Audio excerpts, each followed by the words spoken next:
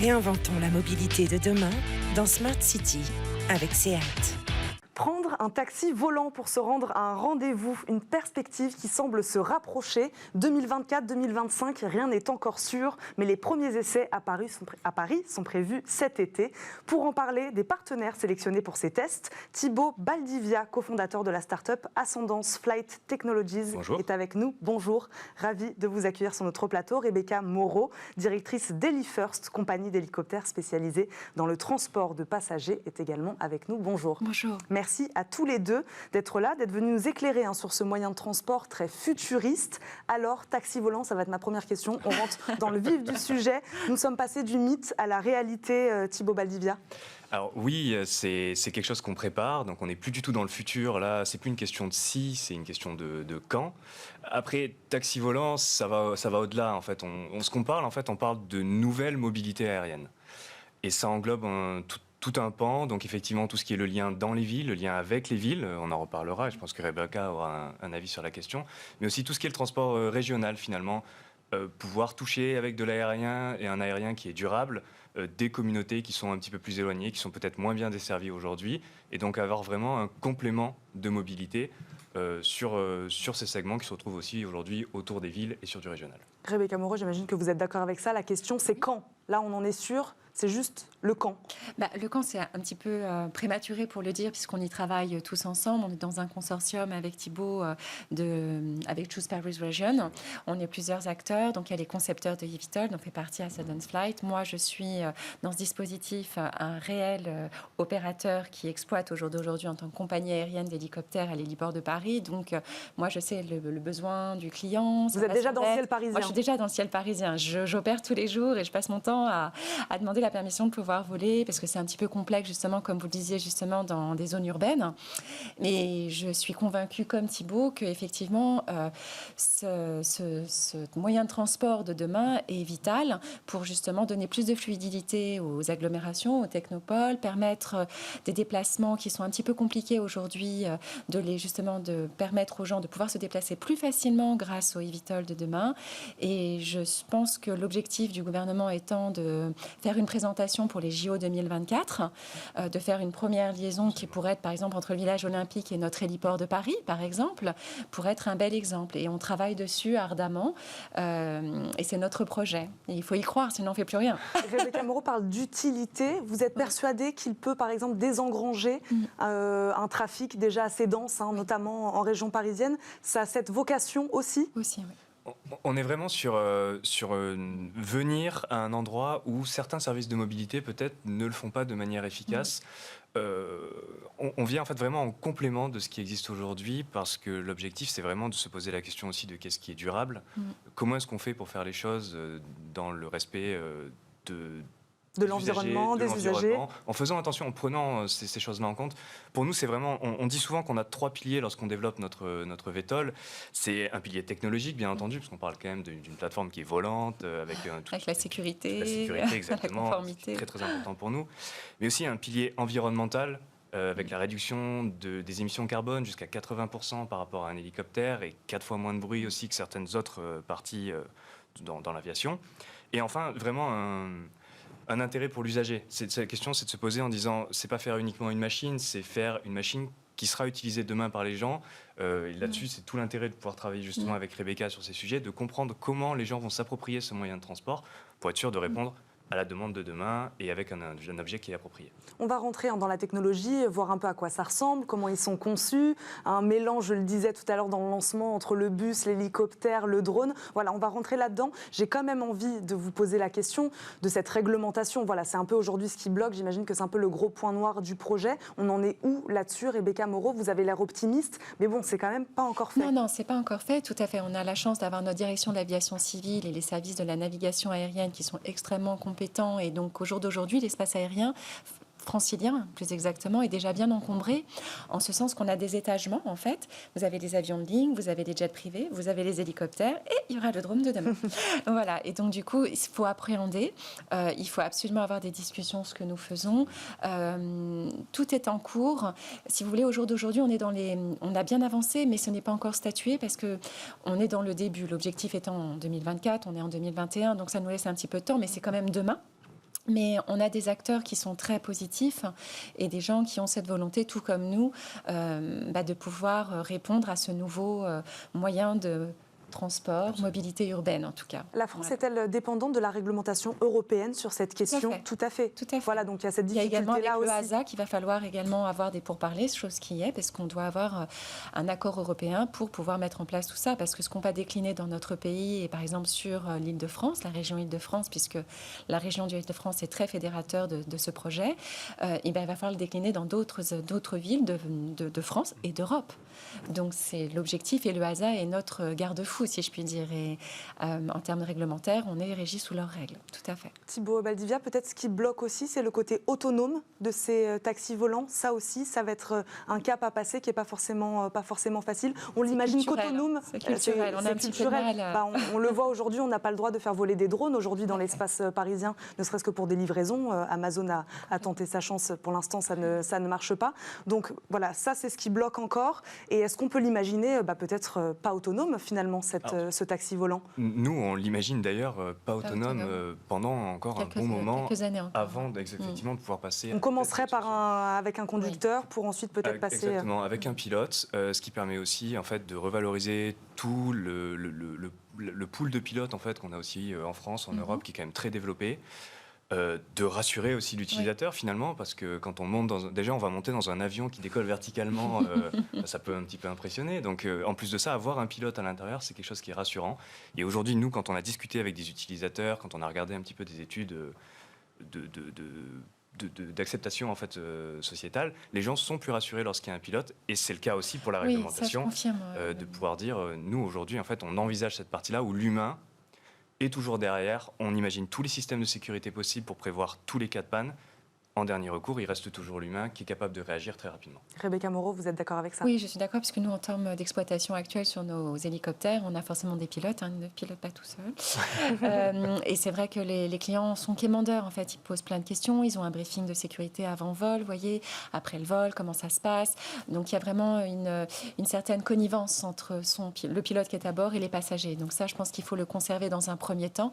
Je pense de toute façon que même demain, avec les eVTOL de demain, forcément il y aura une adaptation. L'hélicoptère et le drone volant de demain seront ensemble, au même titre que les jets privés et que les avions de ligne. Donc il faudra avoir une cohabitation, mais une fois de plus, c'est ça qui est passionnant, c'est un échange, ça va être une communication et de bien cadrer en fait, ça va être très important, surtout aéronautiquement, tous les aspects sécurité et conformité, pour faire ça vraiment dans un sens qui soit celui toujours pareil, qui est le client de demain et l'utilisateur de demain. Expliquez-nous comment Helifer s'est greffé au projet. Oui, bien sûr. Comment ils ont fait et pourquoi ils ont fait appel à vous. On s'en doute un peu, comme vous volez déjà, comme vous le disiez, au-dessus de l'espace aérien parisien. Mais expliquez-nous comment vous êtes arrivé sur ce projet-là. En fait, c'est Aéroport de Paris, qui fait partie du consortium de Choose Paris Region, qui est venu nous chercher parce qu'il y a quelques années, il y a plus de 20 ans de ça, dans les années 1980, nous étions les pionniers. On a déjà, nous, créé des vraies lignes régulières en hélicoptère, en Île-de-France. On avait créé donc la ligne entre l'héliport de Paris et les aéroports de Roissy-Charles de Gaulle et d'Orly, entre l'héliport de Paris et le Business Center de la Défense, où on avait créé donc une drop zone où on pouvait se poser, qui est maintenant l'autoroute A14.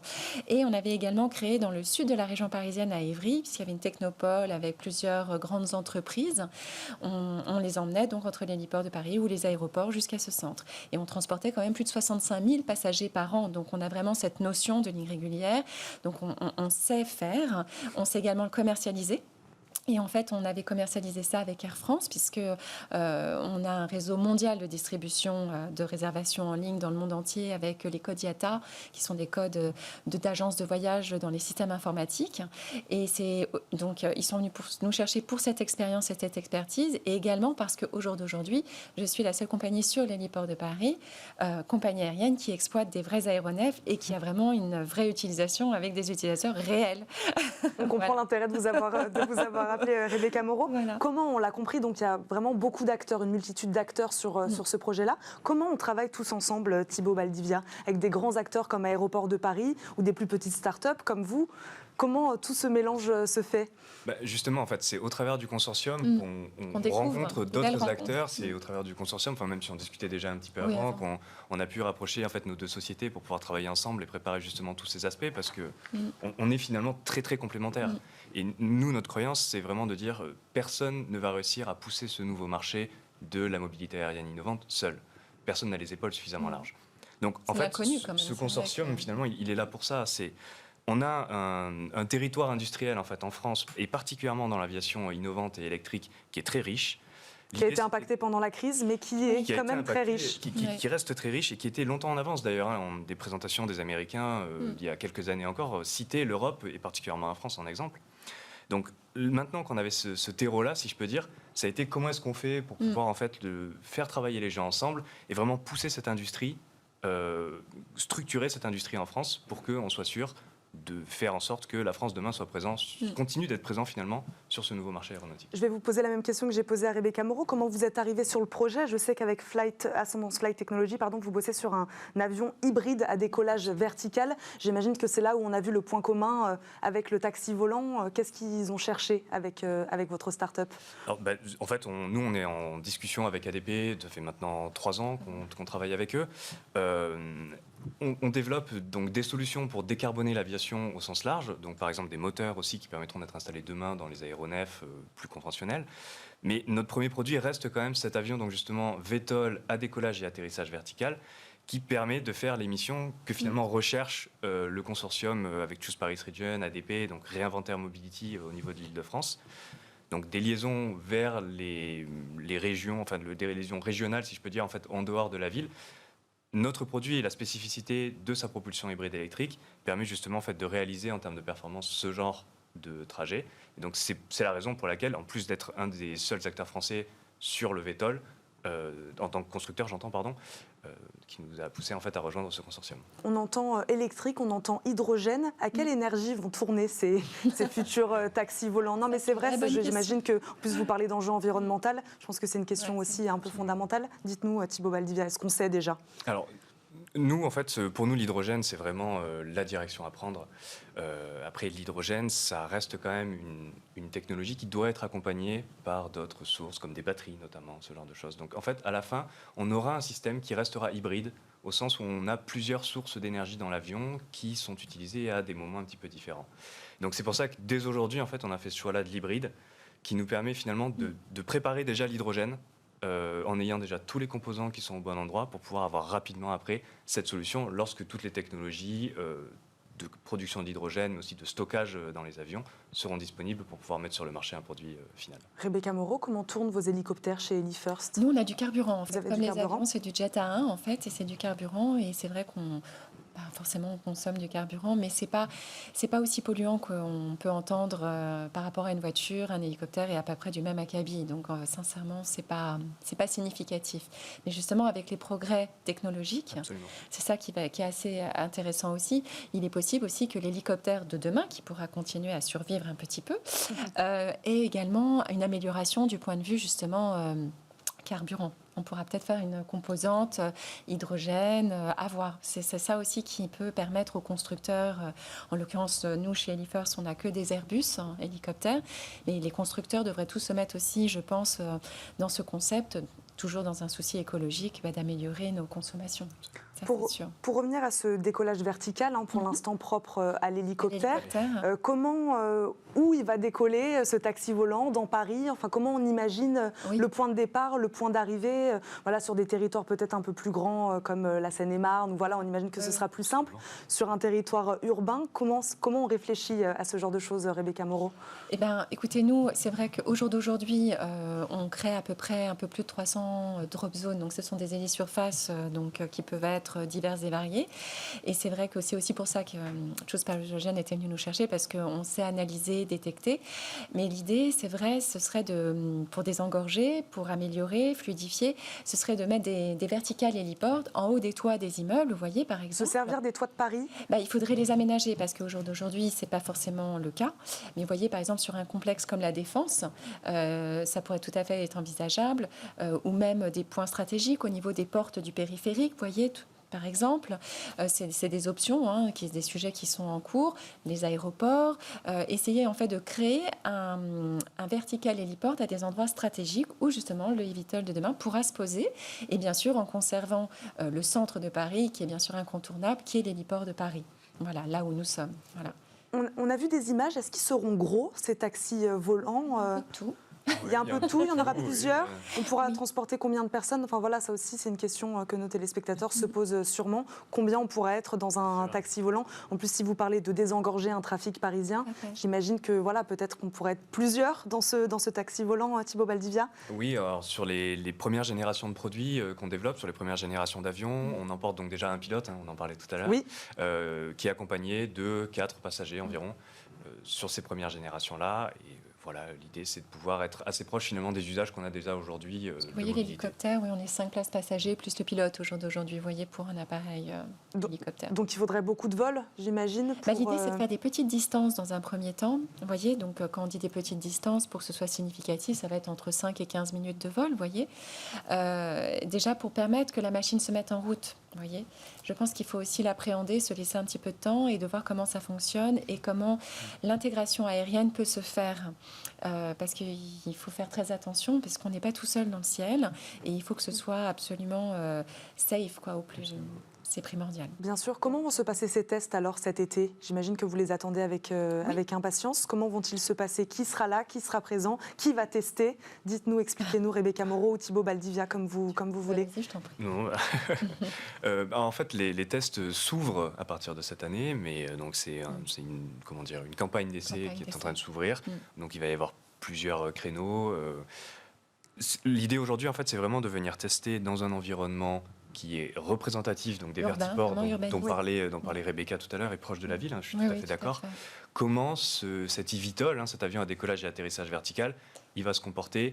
Comment est-ce qu'on va en fait venir interagir avec un petit peu toutes les autres branches, si je peux dire, qui font le transport aérien, les passagers, les points de sécurité, la tour de contrôle. Voilà, c'est imaginer un petit peu tout ça pour qu'on puisse avoir vraiment une zone d'essai bac à sable, pour que lorsqu'on viendra ensuite le transposer dans la vraie vie, si je peux dire, on sache déjà comment ça va se passer. Vous dites comment il va interagir donc avec les acteurs du taxi volant, comment aussi peut-être il va interagir avec les Parisiens, avec les Franciliens qui se baladent. Rebecca Moreau, ça aussi, est-ce qu'on les entendra? Est-ce que ce sera bruyant? Ce ne sera pas plus bruyant qu'aujourd'hui ce qu'on a en fait. Un hélicoptère, je pense que paradoxalement, je trouve que le eVTOL de demain est plus bruyant qu'un hélicoptère aujourd'hui, mais parce qu'on doit le développer, je pense, et puis il y a des réglages à faire, etc.